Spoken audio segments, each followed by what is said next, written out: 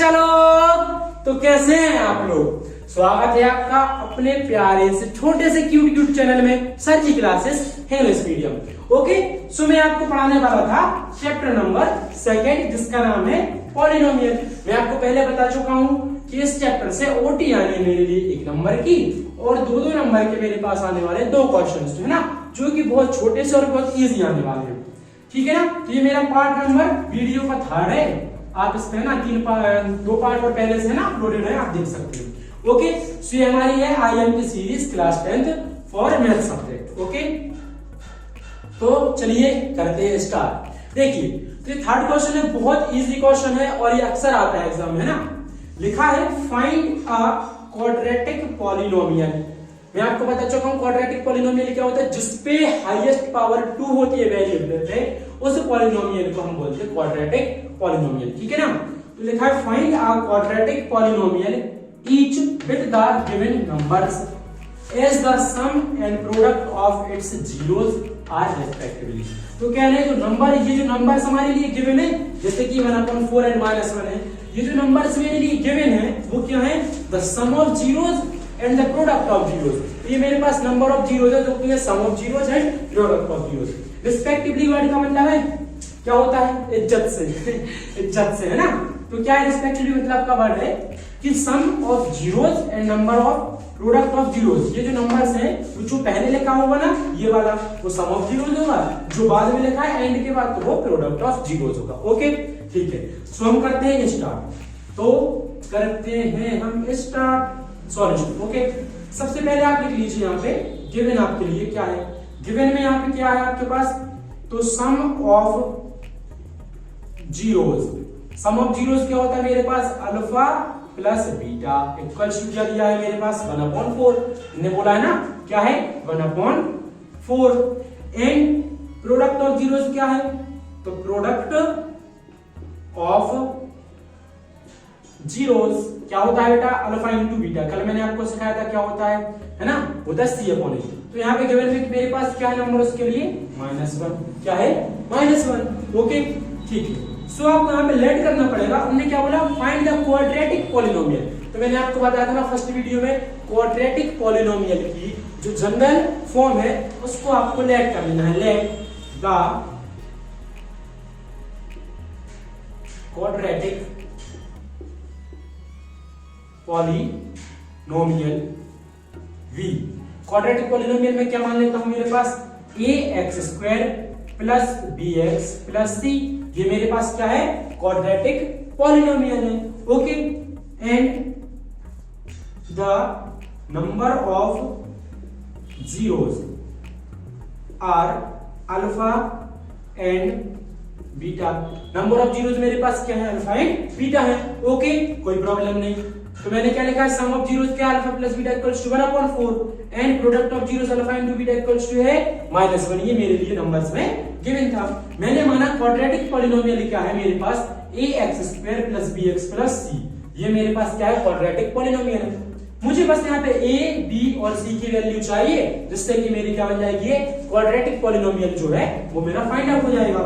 So some of zeros क्या है, therefore some of zeros क्या होता है बेटा, alpha plus beta equals to क्या होता है, alpha plus beta equals to क्या होता है, तो आप यहाँ पे लिख लीजिए ऐसा, sum of zeros. Okay, sum of zeros क्या होता है, alpha plus beta equals to, कल बताया था, इधर देखो क्या होता है, -b/a। क्या होता है, -b/a। ओके, सो आपको पता है ना कि मेरे पास अल्फा प्लस बीटा की वैल्यू क्या है, 1/4। मींस कि अल्फा प्लस बीटा की वैल्यू 1/4 इक्वल्स टू -b/a। इस अल्फा प्लस बीटा की जगह पे मैंने क्या लिख दिया, 1/4, और इक्वल में मेरे पास क्या है, -b/a। ओके, सो देखिए यहां से आपको एक इक्वल में वैल्यू क्या मिल रही है, 4। तो आप यहां पे लिख सकते हैं, देन a की वैल्यू आप यहां से क्या दिख रही है आपको, देखो जो b के सामने है ना इक्वल में, वो v की वैल्यू है, जो a के इक्वल में है वो a की वैल्यू है। सो a की वैल्यू क्या दिख रही है आपको यहाँ पे, a इक्वल्स टू क्या है, 4, क्योंकि नीचे नीचे a है, तो नीचे वाली वैल्यू भी a की वैल्यू हुई। तो a की वैल्यू क्या मान ली मैंने, 4। एंड -b की वैल्यू क्या हो चुकी है अब यहाँ से, 1। -b की वैल्यू क्या हो गई है, 1।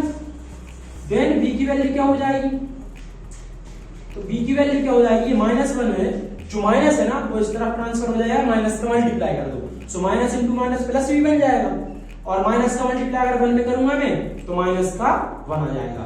तो मेरे पास b की वैल्यू क्या आ गई है, मेरे पास b की वैल्यू जो है वो -1 एंड a की वैल्यू आ गई है 4। कोई भी प्रॉब्लम क्या आपको यहाँ तक नहीं होगी, है ना। तो सम ऑफ जीरोस क्या होता है, alpha plus beta equals to -3/a and alpha plus beta की वैल्यू मेरे पास है 1/4 इक्वल्स टू -3/a।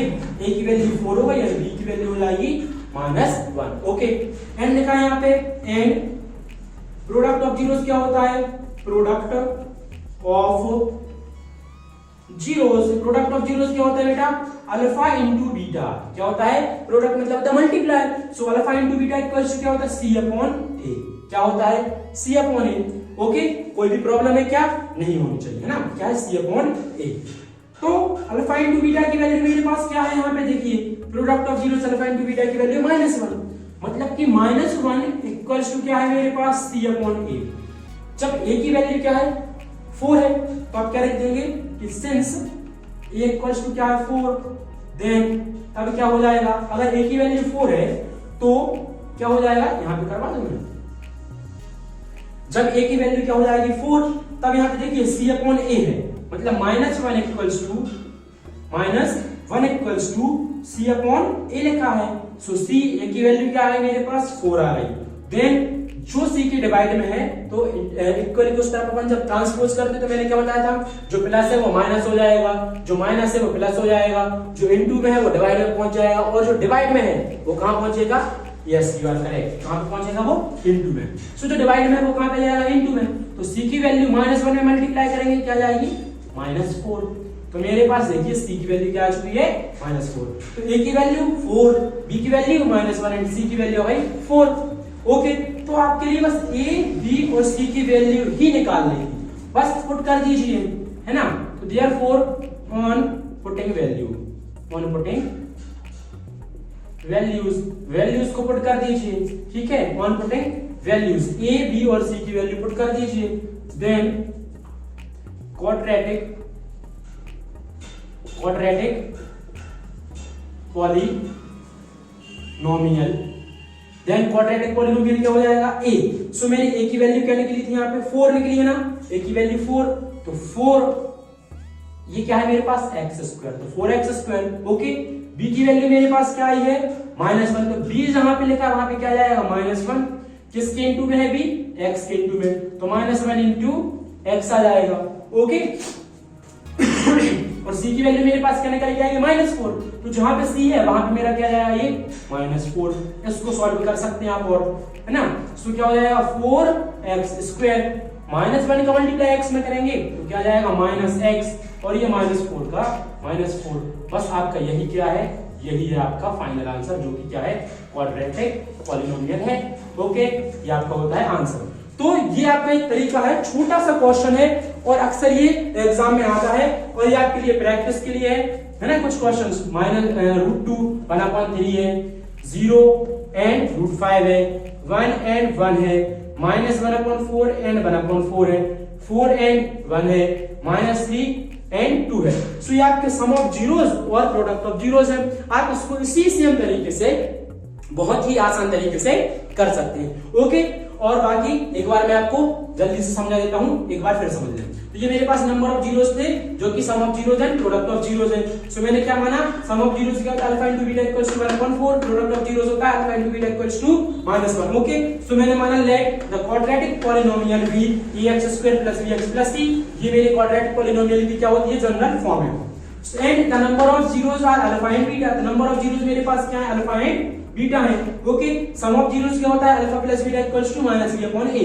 ये आपको याद होना चाहिए, आपको एक्सरसाइज में भी पूछ लेते हैं। अल्फा प्लस बीटा मतलब कि sum of zeros equals to -3/a होता है।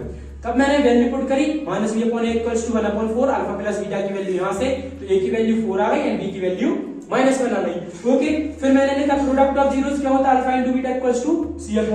ये भी आपको याद होना चाहिए, अल्फा इंटू बीटा की वैल्यू c/a होती है। तो c/a equals to alpha into beta की वैल्यू मुझे क्या गिवन थी, प्रोडक्ट ऑफ जीरोस में -1, देन -1 इक्वल्स टू c/a की वैल्यू मैंने क्या लिख दी, a इक्वल्स टू 4 है, देन अगर a की वैल्यू क्या है मेरे पास 4 है सेंस करके लिखा मैंने, तब ए की वैल्यू मैंने यहाँ पे क्या रखी 4 डिवाइड में था तो मल्टीप्लाई में आके हो जाएगा -4। सी की वैल्यू भी आ गई मेरे पास, ए बी एंड सी की तीनों वैल्यू आ चुकी है।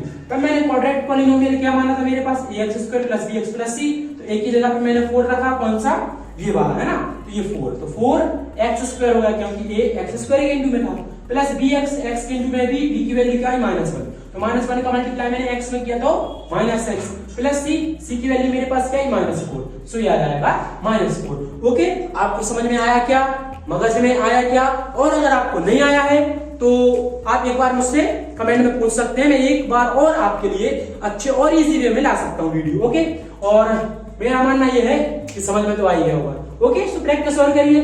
Okay, so thank you so much. ठीक है, थैंक यू।